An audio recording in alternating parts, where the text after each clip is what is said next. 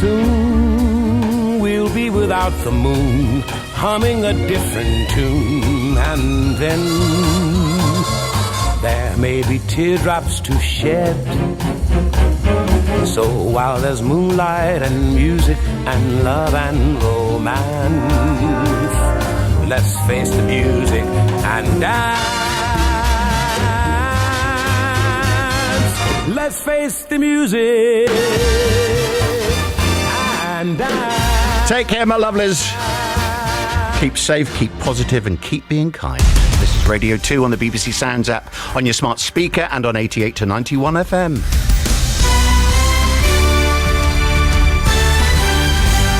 BBC News at 1 o'clock. This is Catherine Cracknell.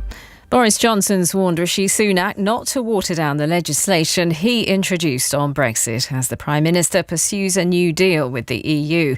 Mr Johnson said it would be a great mistake to abandon legislation allowing the UK to scrap parts of the current deal. The EU regards dropping those proposed laws as essential to any new agreement. A senior minister has said it's shocking police release personal health information about Nicola Bulley, who's been missing for more than 3 weeks. Officers said the 45-year-old had struggled with alcohol and the menopause before her disappearance in Lancashire.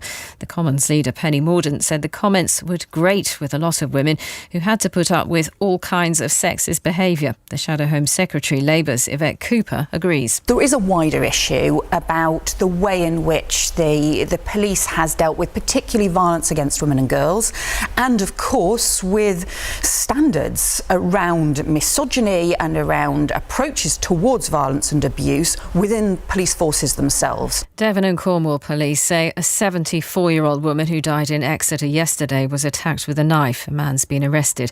Officers say they don't believe the suspect and the victim knew each other. The authorities in Turkey say efforts to find survivors following the devastating earthquake earlier this month are being wound down from today. More than 46,000 people in southern Turkey and northwest Syria are known to have died. 11 people have been publicly flogged by the Taliban in northeast Afghanistan. Hundreds of public whippings have taken place since the group seized power in 2021. Charles Haviland reports. The Taliban's top court accused these 11 of moral crimes, including adultery. Large crowds regularly watch these spectacles. The UN has urged an end to whippings and also to public executions, which have also resumed, though not yet in large numbers. There are regular reports, too, of extrajudicial killings, sometimes accompanied by brutal torture. Those who served in the previous government appear especially at risk. The former US President, Jimmy Carter, is being cared for at home after deciding to end hospital treatment. President Carter, a Democrat, was in power between 1977 and 81.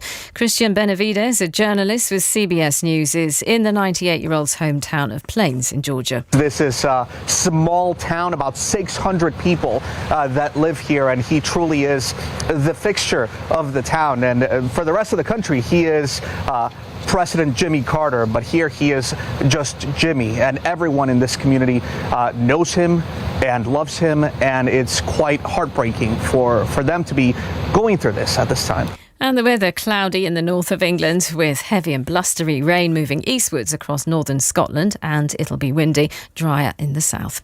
That's the BBC News at 3 minutes past 1.